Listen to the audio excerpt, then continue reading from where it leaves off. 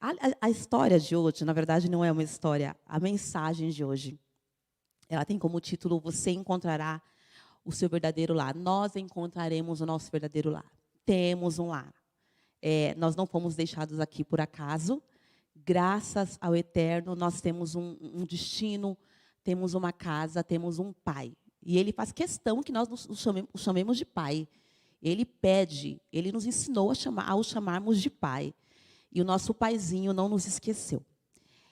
Vou começar com algumas curiosidades, falando um pouquinho sobre o pombo-correio. Pombos-correios é um animal que a gente talvez não conheça muito. Passar para frente. Tá, vamos lá. Esse aparelhinho domingo estava um pouco descoordenado, vamos ver hoje. É uma ave que nós não damos muita atenção, por ser uma coisa, um bichinho muito comum, mas ele tem grandes lições para nos ensinar. Vamos ver. Não está indo, gente? Não tem problema. Eu tenho aqui toda a apresentação no meu telefone. Não tem problema nenhum.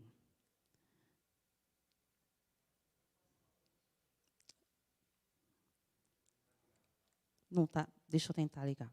Deixa eu ligar. Então já estava ligado quando subi. Já estava ligado e eu desliguei, desculpa. Queridos, vou passar aqui. Pombo-correio é aquela ave, só que ele não é um pombo igual o que a gente vê na praça comendo as migalhas. Não. Ele é um pombo especial. Ele é criado de maneira especial, ele é treinado de maneira especial. E ele é treinado para levar mensagens. Levar mensagens de um lugar a outro. Então, ele não funciona assim, ele leva uma mensagem espontaneamente de um lugar para outro. Não, ele é treinado para levar uma mensagem a um determinado lugar. Ele é transportado de seu local de origem até um certo ponto de partida, de onde ele saberá retornar para a sua casa. Como funciona? O pombo-correio, ele tem que ser criado no lugar para onde você quer que as mensagens cheguem. Então, eu quero que as mensagens cheguem aqui na igreja do Portão. Então, eu vou criar o pombo-correio aqui. Então, ele está num outro destino, num outro ponto, mas ele sempre vai voltar para a igreja do Portão. Essa é a ideia. Hoje pode parecer um pouco obsoleto, um pouco fora... fora de uso, né? Ninguém mais usa esse bichinho para mandar mensagens, mas ele foi muito apreciado. Ele era um animal muito importante e crucial para algumas situações. Então, eles devem ser criados no lugar para onde eles deverão voltar com a mensagem. Eles sempre vão voltar. Os pombos-correios, eles possuem uma moradia fixa e procuram sempre voltar para esse abrigo. Porque lá vai ter o bando, lá vai ter a família, lá vai ter o alimento. Então, é aquele lugar que ele vai estar. Durante a Primeira e a Segunda Guerra Mundial, eles foram muito utilizados para o envio de mensagens, porque as mensagens que nós temos hoje, celular, e-mail, enfim, não existiam na época. Então, eles eram muito necessários. Era um meio de comunicação muito necessário, muito importante.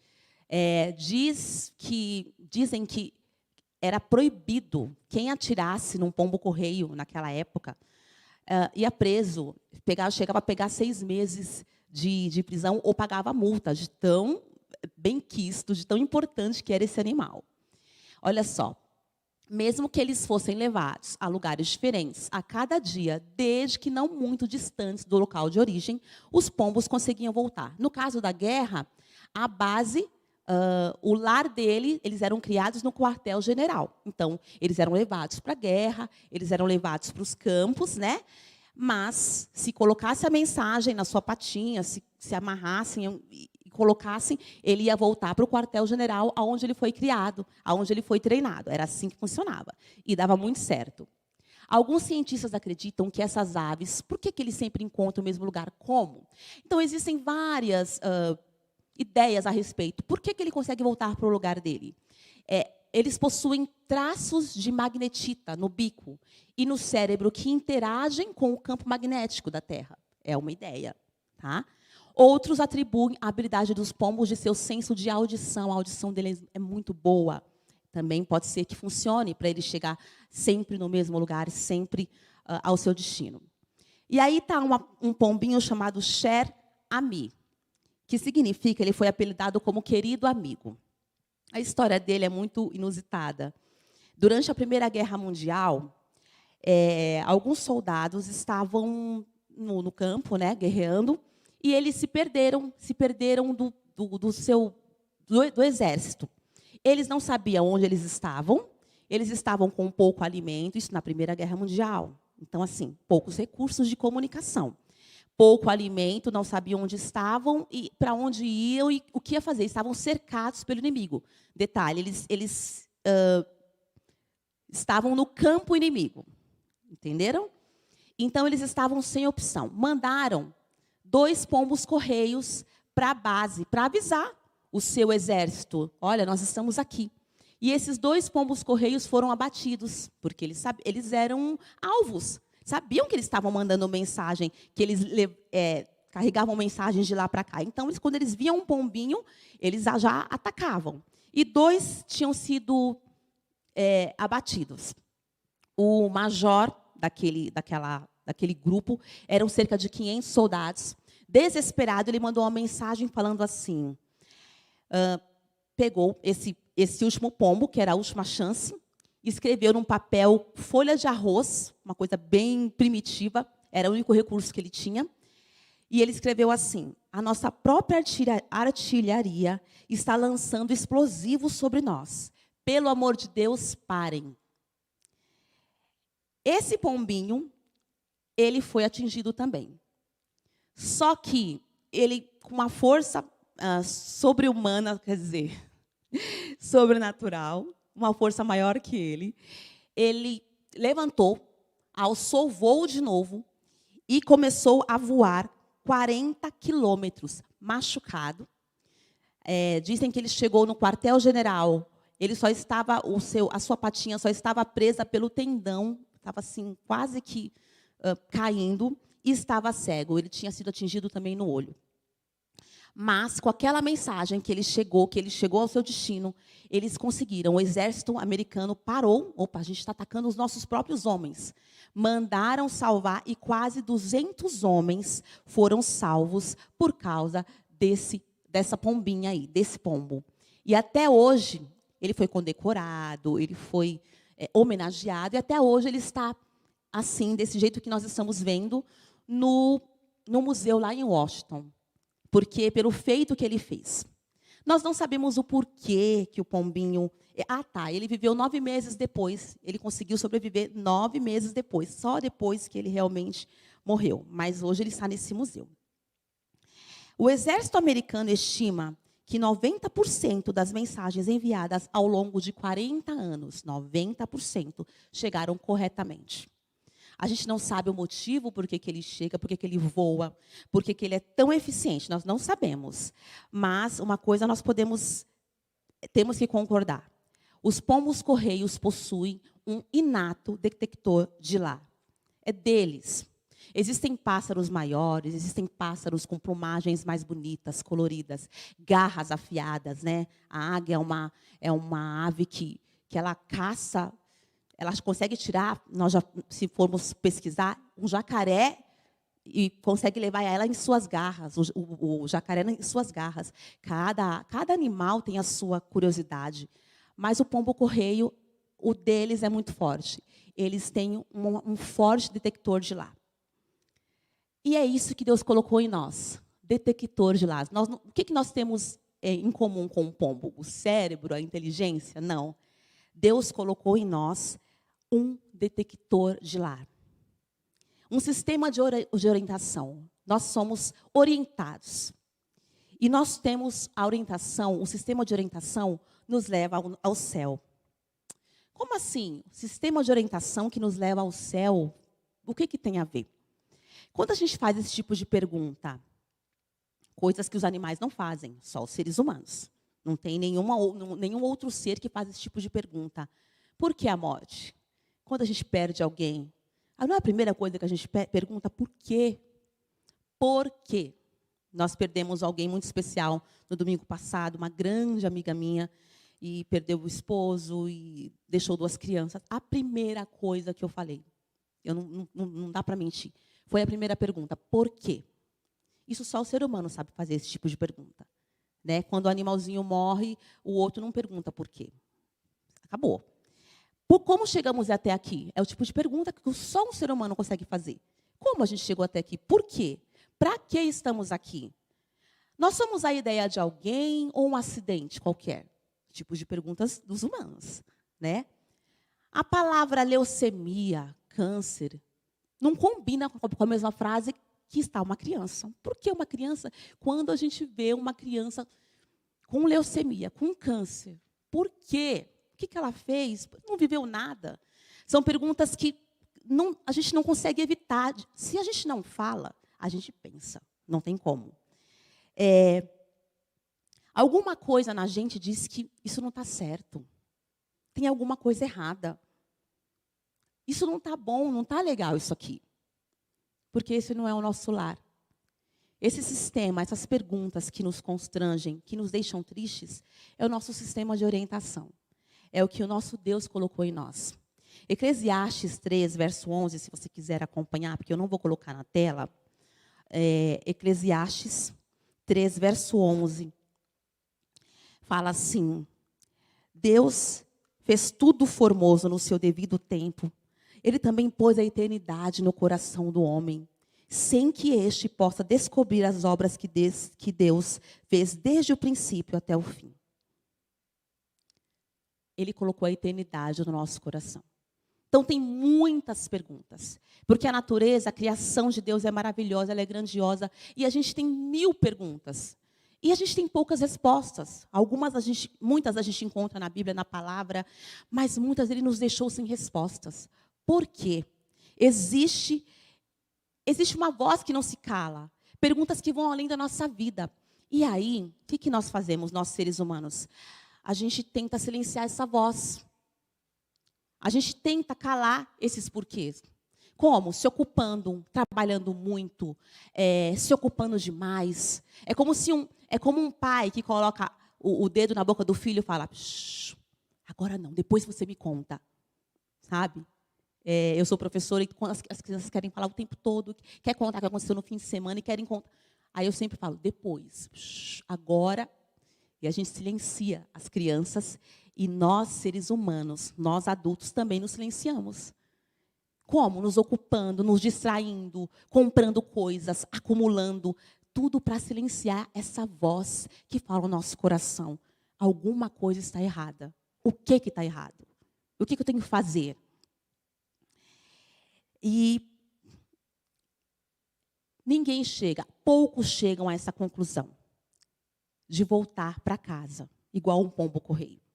Nós fomos criados, nós não fomos criados para esse mundo. Nós fomos criados para algo além dessa vida. E a gente sabe que é o céu, mas a gente tenta silenciar. A Bíblia conta a parábola do filho pródigo, alguém que voltou para casa. Vamos trazer agora para os tempos modernos. Ele era um rapaz muito rico. Jesus não falou o nome dele, mas falou que ele era rico, ele tinha pedigree, né? E ele, por um descaso, ao invés de se inteirar dos negócios do seu pai, das ações, das riquezas, o pai era rico. Quando a Bíblia fala que alguém era rico, é rico. Ao invés de ele se inteirar das atividades do pai, ele, com um sinal de desrespeito, falou: pai, eu quero tudo. Ele saiu de casa, a gente já sabe a história, ele ficou pobre rapidamente. Rapidamente, mais rápido do que nós podemos pensar, porque ele foi gastando. E aí ele percebeu, se encontra no chiqueiro. E aí do chiqueiro, aquela voz que ele tentou silenciar, com a vida promíscua que ele teve, aquela voz que estava sempre vai estar, a voz sempre vai estar dentro da gente. Ali tudo silenciou e ele escutou. Ele lembrou do pai. Ele lembrou da cama quentinha. Ele lembrou dos almoços, do churrasco, da lasanha. Ele lembrou da cama, do chinelinho fofinho, do conforto. Ele chegou a lembrar até do que os empregados do pai comiam. Para você ver que ele teve tempo de lembrar. E aí suponhamos que ele fizesse igual nós. A gente faz muito isso. Eu vou tentar arrumar esse chiqueiro. Quando ele se viu naquele chiqueiro com os porcos, imagina se ele tentasse arrumar o chiqueiro. Eu vou pegar aqui um dinheirinho que sobrou, eu vou arrumar, vou colocar um tapete aqui nessa lama, eu vou pegar esse balde aqui de lavagem, vou transformar num abajur, eu vou pegar uma porquinha, um porco, eu vou chamar de esposa, os porquinhos vou chamar de filhos. Limpei o chiqueiro. Está perfeito, o tapete está cobrindo tudo. Se ele fizesse isso. Claro, a gente sabe que ele não fez, mas muitas vezes nós tentamos transformar o chiqueiro, o nosso mundo, em lar. Mas então, imagina se ele fizesse isso, transformando o chiqueiro em lar. Em pouco tempo iam surgir as moscas, em pouco tempo ia surgir o mau cheiro, a carniça, porque continua sendo um chiqueiro. Continua sendo um chiqueiro, mesmo muito arrumado. Nós redecoramos, nós trocamos os móveis, nós trocamos a casa, trocamos o carro. Tudo para transformar esse mundo o mais confortável possível. A gente silencia a voz que leva para o céu. E então surgem as moscas. Quais são as moscas? As moscas do chiqueiro, as moscas que surgem na nossa vida. Uma morte, de repente. Furacões, pandemia, famílias desmoronando. E a gente percebe que a gente tentou transformar o chiqueiro no lar. Mas, com o tempo, o mundo começa a feder. O chiqueiro começa a feder. Graças ao eterno, nosso Deus, Ele nos dá uma escolha. Está lá em Lucas 15, 18. Vamos imaginar a história, a imagem do filho pródigo. Não é a coisa mais linda, a parte mais bonita. Lucas 15, 18. Olha o que ele fala. Levantar-me-ei e irei ter com meu pai. E lhe direi, Pai, pequei contra o céu e diante de ti. É lindo quando o filho pródigo dá as costas para a lama e volta na direção do seu pai. E é isso que Deus quer da gente. Voltar, dar as costas para o chiqueiro da nossa vida, para as coisas desse mundo. Mateus 6,33, Jesus faz um convite para a gente. O mesmo pai do filho pródigo, que é o nosso pai, ele faz um convite, está lá em Mateus 6,33. Olha a dica que ele dá. O conselho precioso. Buscai em primeiro lugar o reino e a sua justiça, e todas essas coisas vos serão acrescentadas. Não foi eu que falei, não foi o pastor que falou, foi Jesus que falou. E se ele falou é porque dá certo. Buscai em primeiro lugar. Por que a gente sempre deixa por último? Por que nós nos distraímos? Primeiro lugar. Primeiro. Porque ele tem um plano. Nosso Jesus, ele tem um plano. Ele é o Criador. Ele que orquestra tudo. Tudo se faz por meio dele. Tudo por ele. Tudo gira em torno dele. E tudo tem um fim. Tudo nos leva para o reino eterno. Tudo nessa vida que ele deixa, que ele permite que nós passemos, que ele permite que nós tenhamos, tudo é para nos levar para o reino, não é para essa terra. Efésios 1, verso 11. Vamos lá para Efésios, se você está com a Bíblia. Eu vou ler aqui. Nele digo, no qual fomos também feitos a herança, predestinados segundo o propósito daquele que faz todas as coisas, conforme o conselho da sua vontade. Predestinação. Ele fez um plano, desde o início, que não era para nós ficarmos nesse mundo. Nunca foi o plano dele. Aqui é só uma passagem, algo passageiro. Imagina se você está num avião. Vamos pensar num bom avião, primeira classe. Né? Eu tenho dinheiro, então eu vou comprar uma passagem de primeira classe. Estou lá confortável, sendo bem servida. Estamos ali com as pessoas que vão conosco, alguém da nossa família, enfim, sozinho, mas eu estou num bom avião, num bom voo, a passagem foi cara. O ar está perfeito, a temperatura está maravilhosa, eu estou com as pernas esticadas, sem muito espaço aqui na minha poltrona. E imagina se o piloto falasse assim, Senhores passageiros, vocês estão aí confortáveis e a ordem é, o voo de vocês é o destino final. Nunca aterrissaremos. O seu lar é este avião. Então, divirtam-se com essa jornada. Você ia para um lugar e você escuta o piloto falar, o voo que você está é o destino final. Nós não chegaremos. Divirtam-se, ok? Desliga o microfone. Os passageiros iam ficar felizes? Ah, que bom, o voo de primeira classe. Paguei caro. Ah, daqui a pouquinho vem a comida, daqui a pouquinho vem a refeição. Maravilhoso. Não. E na hora ia se levantar um motim. As pessoas iam querer, com certeza, entrar na cabine daquele piloto, procurar a pista mais próxima e descer. Não precisa nem ser no meu destino. Eu só quero descer do avião. Não é isso? Porque a gente sabe que o avião não é o destino. É simples. É muito bom, é muito confortável, mas eu quero chegar. O avião é a nossa vida, é o nosso mundo. Nós estamos numa viagem, só que muitos de nós, infelizmente, nós nos contentamos com a viagem. Mas nós não lembramos que temos um destino a chegar. E fica muito bom. E aí, Deus permite algumas coisas acontecerem na nossa vida para que essa infelicidade, ela nos chame a atenção. Opa, não estou em casa. Eu não estou no lar.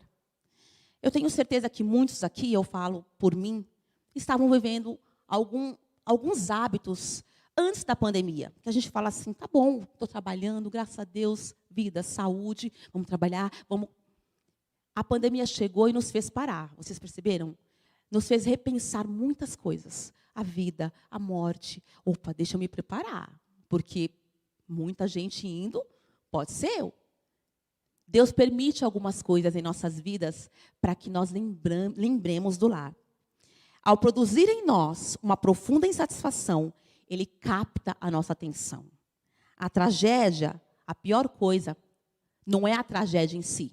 Não é a pandemia em si. É sentir a satisfação prematura. Estou bem. Está tudo ok. Ah, deixa a vida me levar.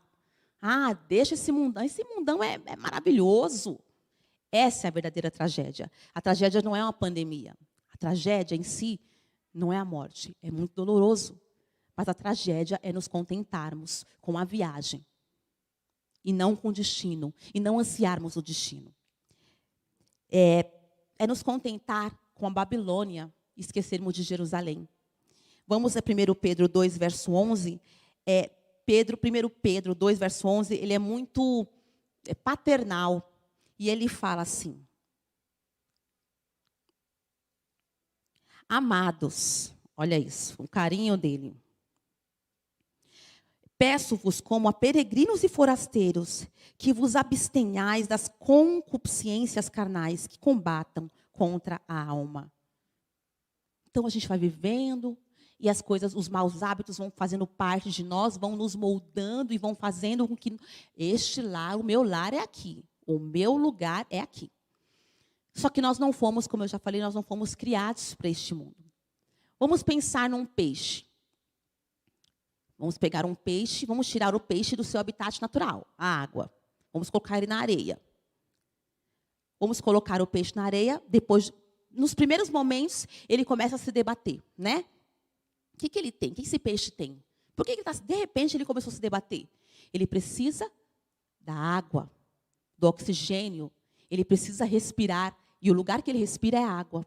Mas vamos supor que eu pegue esse peixe e eu... o que será que ele precisa? Eu vou dar dinheiro para ele. Eu vou colocar uma boa bebida para ele, para esse peixe.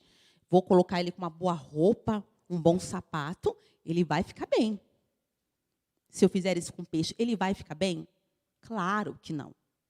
Porque ele não foi criado para viver na terra. E é isso que acontece conosco. Claro que ele não vai ficar bem. Ele nunca vai ser feliz na praia, ele vai ser feliz na água, porque ele não foi feito para estar ali. Então, quando a gente fala assim, eu não sou feliz aqui, mas Deus nunca te criou para ser feliz aqui. Não foi esse, claro, o plano original foi no Éden, foi o jardim, mas depois do pecado, Ele sabia que nós só encontraríamos a felicidade, o ar, a respiração no céu. Aqui é só a viagem. E é o que aconteceu, e é o que acontece com o peixe. Claro que Deus, Ele nos permite que tenhamos momentos de gozo. Claro que a nossa vida não precisa ser um martírio, um sofrimento sem fim. Ele permite que nós tenhamos dias de paz, momentos de felicidade, momentos em família, né? Mas são apenas momentos. Cuidado com aqueles médicos, aqueles gurus, aqueles líderes que falam que vão ter dias de paz. Olha, compre uma casa nova, faça uma plástica, tudo vai ficar bem. Troque o emprego, estude mais e mais e mais, ganhe mais. Você precisa ganhar mais. Cuidado, porque essas mensagens são falsas. Jeremias 14, verso 13. Olha só. O profeta anunciava a pessoas como essa. Ele disse: Ah, Senhor Deus, eis que os profetas lhes dizem: não vereis espadas e não tereis fome. Antes vos darei paz verdadeira neste lar. Profecias falsas. Não é o que a gente escuta hoje na televisão? Compre isso que você vai ser feliz. Compre esse carro que você vai ser feliz. Esse celular vai te dar felicidade. Esse tipo de família vai te dar felicidade. Esse formato de família. Tudo propaganda enganosa.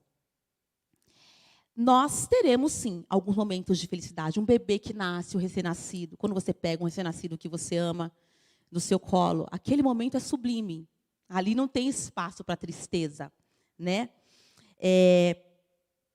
Por quê? Um dia de praia gostoso com a família, um dia de recreação, um bom trabalho, por que não? Esses são vislumbres, porque Deus flerta conosco. Ele flerta. Ele tenta a gente, ele nos corteja. São aperitivos, apenas aperitivos. Esses bons momentos de gozo, de paz, são apenas aperitivos para o prato principal, para o que há de vir. 1 Coríntios 2, verso 9. Vamos lá? 1 Coríntios 2, verso 9. Olha só. As coisas que o olho não viu e o ouvido não ouviu e não subiram ao coração do homem, são as que Deus preparou para os que o amam. Olha só. Não dá para imaginar.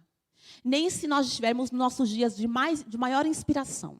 Se a gente ouvir o melhor sermão sobre o céu, o hino mais lindo que fale sobre o céu, se eu parar e tiver uma leitura espetacular, aquele momento que eu tenho com Deus, que eu não tinha há muito tempo, ainda assim eu não conseguirei imaginar o céu. Olha o que fala o versículo. O olho não viu, o ouvido não ouviu. Não dá, não tem uma música que chegue perto de nos mostrar como que é o céu. Não subiu ao coração, eu não consigo sentir. Olha que triste. Eu não consigo sentir como é o céu. Não subiu ao coração do homem. São as que Deus preparou para os que o amam. Quando se trata de descrever o céu, nós somos todos fracassados. Porque está além de nós. Mateus 13, 44 a 46. Deus pede que nós procuremos o reino. Nós pensemos no reino. Olha só. O reino dos céus é semelhante a um tesouro oculto no campo, o qual certo homem, tendo achado, escondeu transbordantemente de alegria. Vai, vende tudo o que tem e compra aquele campo. O reino dos céus é também semelhante a um que negocia e procura boas pérolas, e tendo achado uma pérola de grande valor, vende tudo o que possui e compra. Encontrar o reino é como encontrar um bilhete premiado numa gaveta que você tinha esquecido. É algo surreal. Nós não conseguiremos nunca descrever. Mas ele pede, busque o céu, anseie pelo céu. Não é aqui o seu lugar. Colossenses 3, verso 1. Portanto, se fostes ressuscitados juntamente com Cristo, buscai as coisas lá do alto, onde Cristo vive, assentado à direita de Deus. Busque o que é do céu. Torne-se obcecado pelo céu. Será que a gente consegue se tornar obcecado pelo céu? Como eu consigo me tornar obcecada pelo céu? Me desprendendo das coisas da terra. Nós não podemos nos acomodar com os chiqueiros da terra. Nós não podemos nos acomodar, porque é muito limitado. Pensai nas coisas lá do alto. Para terminar, temos aqui uma experiência, e essa aqui eu vou ler porque eu achei muito interessante. Um homem, ele foi levar os seus sobrinhos para o zoológico. Chegando no zoológico, o que ele pensou? 2 crianças de 3 e 5 anos, né? Nós vamos começar pelo pequeno e vamos terminar no selvagem. Eu quero surpreender essas crianças. E aí, ele fala, começamos com os despretensiosos répteis nas jaulas de vidro. A seguir, fomos ver as lindas aves, araras, flamingos cor-de-rosas. Alimentamos as ovelhas no mini zoológico e jogamos migalhas para os peixes. E sempre no caminho eu falava, calma, que nós estamos chegando nos animais grandes, nós estamos chegando nos selvagens. O elefante, o tigre, estão logo ali na frente. Calma, está chegando. E fazendo aquele suspense para as crianças. Finalmente alcançamos a área dos animais africanos. Para impressionar as crianças, eu pedi que eles abaixassem a cabeça.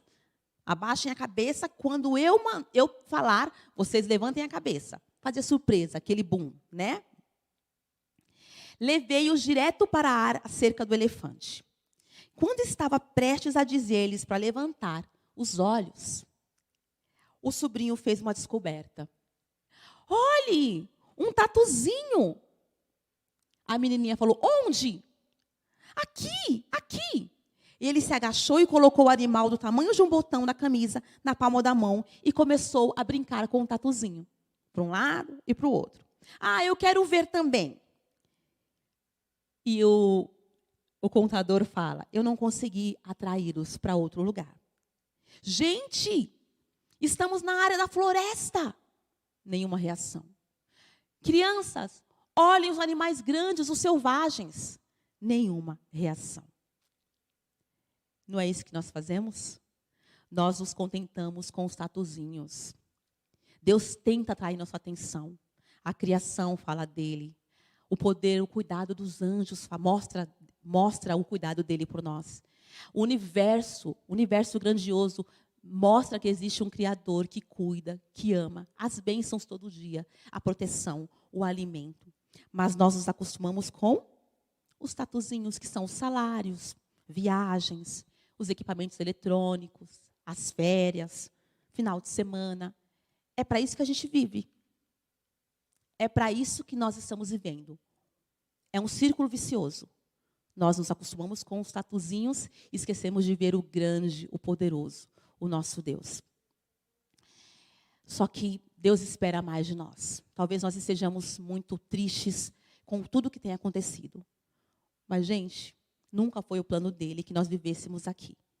Nunca foi o plano dele que nós fôssemos totalmente realizados aqui nesse lugar. Porque ele tem algo melhor. Eu tenho certeza que se nós focarmos mais em Cristo, mais nas coisas do alto, essas coisas aqui da terra, elas não vão nos afetar tanto. Porque a gente sabe que é tudo passageiro. Mesmo a sepultura, mesmo a morte, é passageiro. A prazer, a bênção no sono do justo. A bênção acabou. Morreu, não sabe de mais nada. Ele vai acordar quando Jesus voltar. Que bênção. Claro que a gente sofre, que a gente chora, que é horrível perder quem amamos.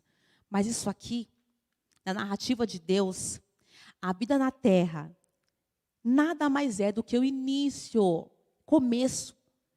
É a primeira letra. A vida na terra, olha a comparação.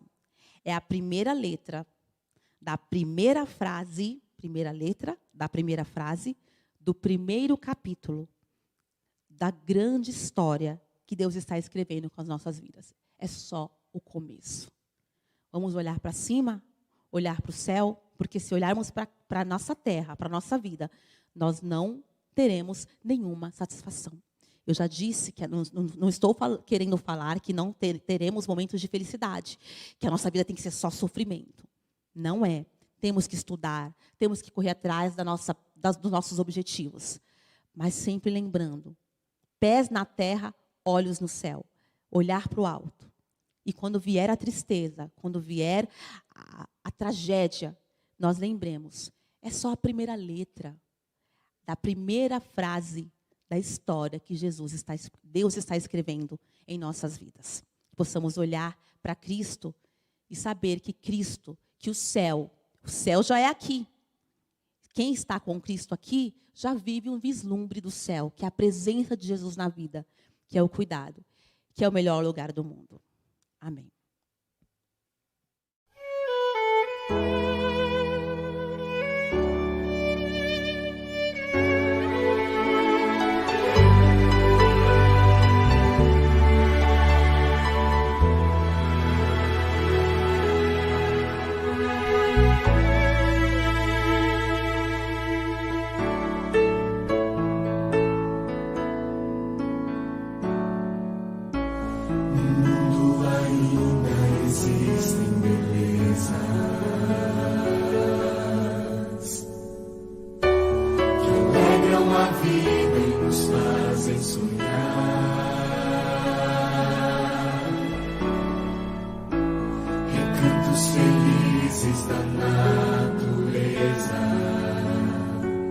Onde qualquer ser humano gostaria de estar,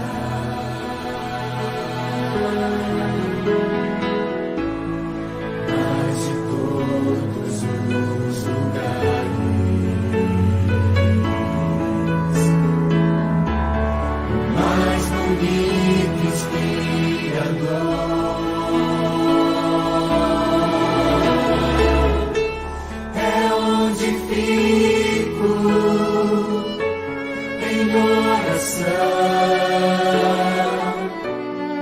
Junto aos pés do Salvador, o melhor lugar do mundo é aos pés do Salvador.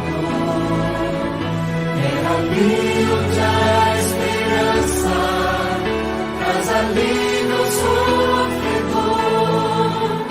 É ali onde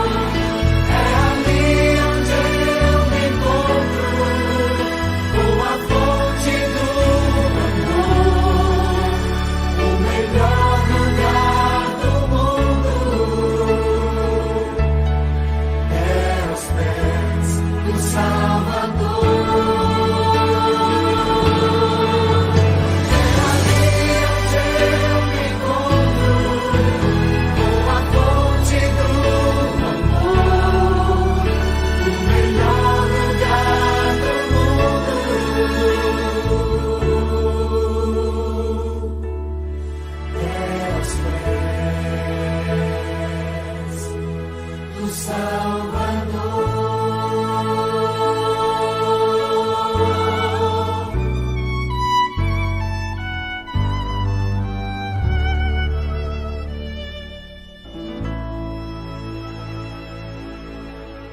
estão aqui, vamos nos colocar de pé para falarmos com Deus. Oremos. Pai querido, nós te agradecemos porque o Senhor nos criou com um senso de direção, assim como os pombos correios conseguem voar e voltar ao seu lar. Nós também, meu Deus. Esses anseios, essa angústia, essa tristeza que muitas vezes nos sobrevém, são perguntas não respondidas, que o Senhor um dia responderá a todas. Faz-nos, meu Deus, voltarmos para o nosso ninho, voltarmos para o lar. Que possamos ansiar, respirar, buscar o céu, buscar o lar, pensar nas coisas do alto e menos nas coisas desse mundo. E que possamos também falar para as pessoas que existe algo a mais que olho nenhum viu, que nós não conseguimos imaginar, mas confiar na promessa de que o Senhor está preparando um lindo lar. Fica conosco no restante da semana, fale aos nossos corações e que possamos, Pai, separar sempre um tempo de comunhão para nos alimentarmos das coisas do alto. Dá-nos uma boa noite com a tua proteção. Te pedimos e agradecemos essas bênçãos em nome de Jesus. Amém.